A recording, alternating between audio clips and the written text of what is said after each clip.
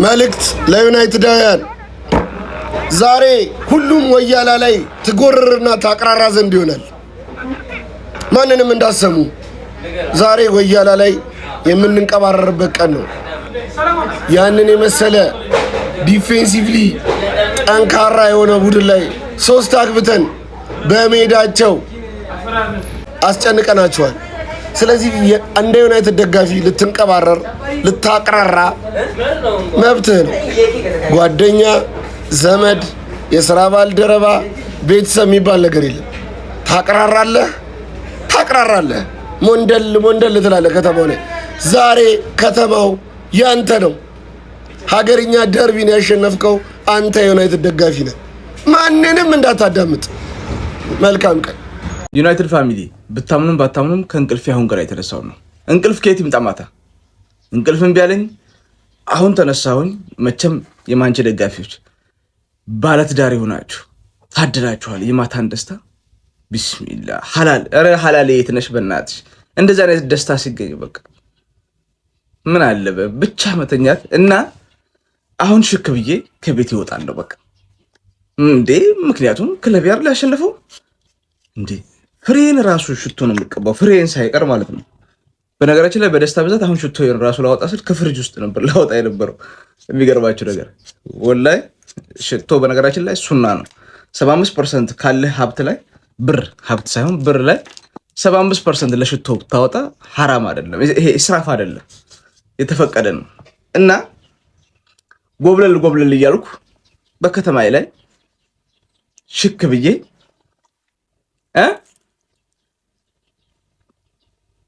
ሁሉም ዛሬ ለነገሩ የሥራ ሰዓት አሁን አልፏላ።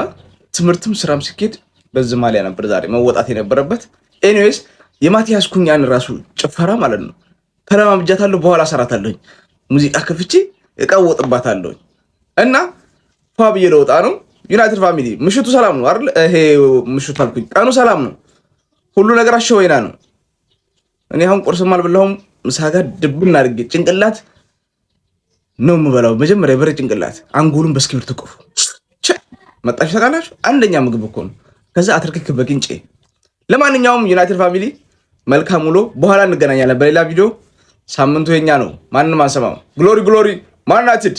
ትላንትና ከአርሰናል 3 ነጥብ ብቻ የወሰደ ለሚመስላችሁ ሰዎች ነው ይሄ በማስታወሻ ታግዞ በቃ በጣም ብዙ ሪከርዶች ነው ያበላሸንባት። እሱ ልንገራችሁ ላክለት ለዛ ጅዝብ ብላለ 3 ነጥብ አንዴን ያሸነፍከው ምናምን ለሚለው ይሄንን ታሪክ ልንገር።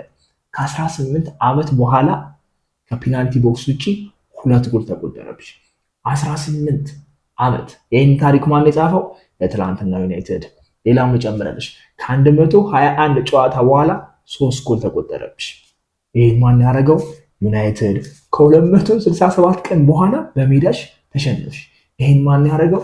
ዩናይትድ። በቶፕ 6 ለመጨረሻ ጊዜ ተሸነፍሽ በሲቲ ነበር 2022-23 ላይ። አሁን እኛ ደገምሽ 25 ጨዋታ አድርገሽ ቀርመሽ አግብተሻል። ከ25 ጨዋታ 24ቱን አሸንፈሻል። ትላንትና ብቻ ቀርመሽ አግብተሽ ተሸንፈሻል። የረሳሁት ካለ ኮሜንት ላይ ጻፉልኝ። ይሄንን ታሪክ ነው ያበላሸነው። ዝም ብለን 3 ነጥብ ብቻ አልወሰድንም። ዝም ብለን አልወሰድንም። አርሰናል ስለተሸነፈ የዚህ ቲም ነገር ይብቃኝ ከዚህ በኋላ ብሎ ምናምን ማሊያ እያቃጠለ ማሊያ እየቀደደ ምናምን በጣም ስለታዘብኩ ነው አሁን ቪዲዮ ልሰራ የመጡት። እንዴ ምን እሺ ነው? እንደ ማንኛውም ደጋፊ ትበሽቃለህ። ኢሜሬትስ ላይ ተሸነፍክ፣ በእርግጥ ያበሳጫል ምናምን፣ ግን በቃ እንደ ማንኛውም ደጋፊ ትበሽቅና በማግስቱ ስለሌላኛው ስለቀጣዩ ጨዋታ ማሰብ ነው። እየመራህ ነው አይደለ? የሊጉ አናት ላይ ነው ቁጭ ያልከው። ምንድነው ይሄ? ስሜቱን እንጂ አርሰናልን ደግፎ አይደለም። ሲጀመር እንደዚህ አይነት ደጋፊ ስለ ኳስ ራሱ የሚያውቅ አይመስለኝም። የአርሰናልን ብቻ ጨዋታ ያህል እና እድሜ ልክን ስታሸንፍ ልትኖር ነው እንዴ ብራዘር? ምን እሺ ነው? ማንን ጎዳ ታዲያ? ማሊያ ስላቃጠልክና ስለቀደርክ ምናምን። እንደ አንድ አርሰናል ደጋፊ ሲሸነፍም ከጎኑ መቆም ነው ያለብን። ሚኬል አርቴታና ማይክል ካሪክ አንድ ነገር ያውቃሉ። እነሱ ብቻ ሳይሆኑ እኛም ከጨዋታው በፊት ገምተን ነበር። ዩናይትድ በሲቲ ጨዋታ ባገኘው ልክ በአርሰናል ላይ የካውንተር እድሎችን አያገኝም። ከዶርጉ ጎል ሰከንዶችና ደቂቃ ወደ ኋላ እንመለስና 2 ነገሮችን ላንሳ ስለ ጨዋታው ብዙ ነገሮች ይነግሩናል። ካሪክ አሰላለፍ ንጹህ የሚባል 9 ቁጥር የለውም። ብራያን ምቤሞና ብሩኖ ፈርናንዴዝን ነው ከፊት የሚያጣምረው። ነገር ግን ሁለቱም ወደ መሃል ድሮፕ ስለሚያደርጉ የቁጥር ብልጫን መሃል ላይ ዩናይትዶች ይወስዱ ነበር። ይሄ እንዳይሆን ሚኬል አርቴታ ሁለት ነገሮችን አዘጋጅቷል። የመጀመሪያው ቪክተር ጊዮኮሬሽን ቤንች አድርጎ ጄሱስን አስገብቶ ጄሱስ በደንብ ወደ መሃል ድሮፕ እያደረገ የቁጥር ብልጫውን ማመጣጠን ሲሆን፣ ሁለተኛው ነገር ደግሞ ሳሊባ ብሩኖን፣ ጋብሪኤል ደግሞ እንደምታዩት ብራያን ምቤሞን እግር በእግር ይከታተል ነበር። ባለፉት 1 ዓመታት ካየዋቸው የሳሊባ የማንቱማን ማርኪንግ ብቃት ይሄኛው ትንሽ ወረድ ያለ ይመስላል። ሃሪ ኬንን በሚከተልበት አግሬሲቭነት ሌሎችንም ተጫዋቾች ሲታዘዝ እንደሚያደርገው ከብሩኖ ጋር አላየሁትም። አንዳንዴ ልሂድ አልሂድ ሲል በደንብ እከታተለው ነበር። ተመልከቱ እዚህ ጋር ብሩኖን ለመከተል አሰበ።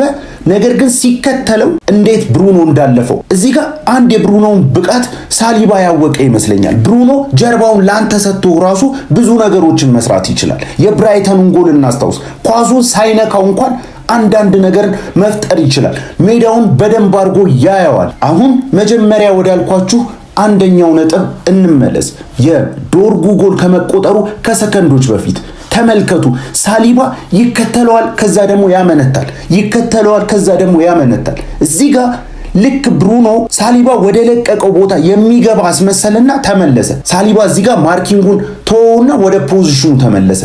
እዚህ ጋር ነው ብሩኖ ፈርናንዴዝ ነፃ ሆኖ ዶርጉን 1-2 ያጫወተው። እዛም በምታዩት መልኩ የዶርጉ ጎል ተቆጠረ ማለት ነው። ሁለተኛው ነጥብ ማይክል ካሪክ መጀመሪያ እንደነገርኳችሁ ያውቃል የሽግግር እድሎችን በዚህ አርሰናል ቡድን ላይ ማግኘት አይቻልም። የሚኬል አርቴታ ቡድን ኳስን ቶሎ ከመንጠቅ ይልቅ ቶሎ ብሎ ዲፌንሲቭ ሼፑን ነው የሚይዘው። ሁለቱም የገቡት ጎሎች የአርሰናል የዲፌንሲቭ ሼፕ በተጠበቀበት ጊዜ ነበር። አሁን የዶርጉ ጎል ከመቆጠሩ 2 ደቂቃ ወደ ኋላ እንመለስ። 48ኛው ደቂቃ ከ48ኛው ደቂቃ ዩናይትድ ጎሉን እስከሚያስቆጥረው እስከ 50ኛው ደቂቃ ድረስ በዩናይትድ ቁጥጥር ውስጥ ነበር ለ2 ደቂቃዎች ኳሱ።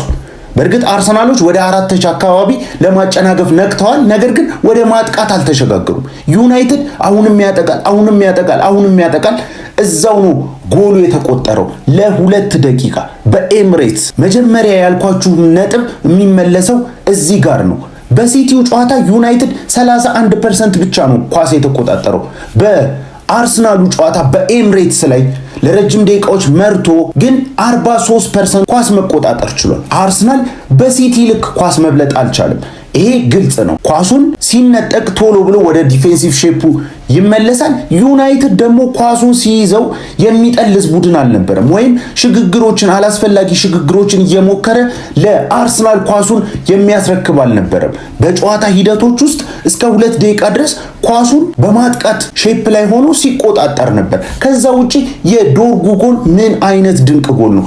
ማቲያስ ኩኛ ካራክተሩን ያሳየበት ለምን እዚህ ቡድን እንደመጣ ገና በወልቭዝ የተመለከትነውን ድንቁን ማቲያስ ኩኛ ተመልክተናል ብዬ አላስብም። የመጀመሪያውን ክፍል በተለይ የዲፌንሲቭ የዩናይትድን ሼፕ የሚያወራውን ገብታችሁ መመልከት ትችላላችሁ። በድጋሚ እንኳን ደስ አላችሁ የዩናይትድ ደጋፊዎች። ሃይ ኤቭሪዋን፣ ዩናይትድ አሸንፏል። በጣም ደስ ብሎኛል። ይሄ 5ኛ ቪዲዮ ነው። ቲክቶክ ወደ እናንተ ቪዲዮ እንዲደርሳችሁ እያደረገ አይደለም እና አሁን ከሌሊቱ 7 ሰዓት ነው። ስቲል አልተኛውም። ደስ ብሎኝ ይሄ 5ኛ ቪዲዮ ነው። አሁን ፖስት ማረገው ስንት ሰዓት ይድረሳችሁ አላውቅም። አሁን ይሄ ቪዲዮ እኔ ስለቀው 7 ሰዓት ነው። ጠዋት ይድረሳችሁ፣ ማታ ይድረሳችሁ፣ ነገ ከ2 ቀንም ከ3 ቀንም በኋላ ከደረሳችሁ ግን እስከ 7 ሰዓት ድረስ እየተደሰትኩ አልተኛውም፣ እያስታወስኩ አልተኛውም። በቃ ዩናይትድ ይችላል። ከዚህ በፊት የጨፈርኩባቸውን ቪዲዮዎች አሉ፣ የተደሰትኩባቸው። በቃ በጣም ብዙ ቪዲዮዎች ነው የለቀኩት፣ ግን አላቅም ይድረሳችሁ አላቅም። ለእኔ ግን አልደረሳችሁም። ማንቸስተራውያን ንጉሳውያን የሀያሉ ቲም ደጋፊ አሁን ዓለም ነው የመሰከረው። እስቲ ማን አባቱ እንደሚናገረን እናያለን። እኔ ወያላ እንዳላይ በቃ ከተናደድክ ተናድጃለሁ ምናምን በል እንጂ ይሄ ምድረ ነፍጣም ወያላ እየመጣ ማለት ነው አንድ ወሬ እንዳታወራ። እኔ አብሶ ወፍራም ወያላ ነው ያስጠላኝ። ወብራ ወያላሪ ደበረኝ ማለት ስትሸነፍ ዝም ነው የሚባለው። አሁን ተሸነፈ አሁን አሸነፍክ በኋላ ቦልቭስ ትሸነፋለህ ምናምን አይባልም። አትዝረክረኩ እየመጣችሁ ማለት ነው። እግዚአብሔርን ይኸውልህ ማሸነፋችን አይደለም እኮ ጎሎቹ። ወይኔ ዶርጉ ምን አይነት ጎል ነው! ኩኛ ምን አይነት ጎል ነው ያገባው! በዛ ላይ 87ኛ ደቂቃ ያውም ካምባክ ያውም ሰው ሜዳ ላይ ሄደ። ኧረ በስመ አብ የዋንጫ ተፎካካሪና አታውቁትም እኮ በቤቴን የእናንተን ቲም እኛ ነን የምናውቀው። ትንሽ ቲም ነው ያላችሁ እግዚአብሔርን ትንሽ ቲም ከዩናይትድ አንጻር ማለት አትገናኙም። ለዋንጫ ተፎካከርክ ምን ይኸውልህ ማርስ ላይ ለምን አንገናኝም? አልሰማህም ነው የምልህ። ይሄ ነው ማንቸስተር ማለት ነው። የአርሰናል ደጋፊዎች ትናንትና እኛ አሸነፍናችሁ፣ ነገር ግን ብዙዎቻችሁ ማሊያ እያቃጠላችሁ ተጫዋቾቻችሁን አሰልጣኛችሁን እየሰደባችሁ ነውና ይሄ ነገር ተገቢ አይደለም። ምክንያቱም የማንቸስተር ዩናይትድ እና የአርሰናል ደጋፊ ቲሙን የሚደግፍ ውጤት ጠብቆ ዋንጫ ጠብቆ አይደለም፣ ቲሙን ስለሚወድ ነው። ገብቷል? ቲሙን በማየታችን ብቻ ደስተኛ ስለምንሆን ነው ይሄ ሁላ ደጋፊ ሁለቱን ቲም ይደግፍ። ስለዚህ ቲማችሁ ላይ ያልተገባ ነገር ምን አታድርጉ። እስቲል አሁንም ድረስ እኮ የሊጉ መሪ ናችሁ፣ ከፍተኛ ዋንጫ የማንሳት እድል አላችሁ። ግን አንድ ጨዋታ ተሸነፍን ብለህ ማሊያ የምታቃጥል ከሆነ ዋንጫውን ስታጣው ያመቱ መጨረሻ ጋር ምን ልትሆኑ? አሁን እኮ ከፍተኛ ዋንጫ እድል አላችሁ፣ የሊጉ መሪ ናችሁ በ4 ነጥብ ልዩነት ማለት ነው። ግን ያውም የተሸነፋችሁ እኮ በኃያሉ ማንቸስተር ዩናይትድ ነው። አንዳንድ ጊዜ አትርሱት እንጂ ይሄ ቲም ክብር አለው አሁንም ድረስ። ገብቷል አይደል? ቲሙ ወርዶ ሊሆን ይችላል፣ እስቲል ብራንድነቱ አሁንም አለ። ስለዚህ በአንድ ጨዋታ በተሸነፋችሁ ቁጥር ማሊያ ማቃጠል ማለት ተገቢ አይደለም።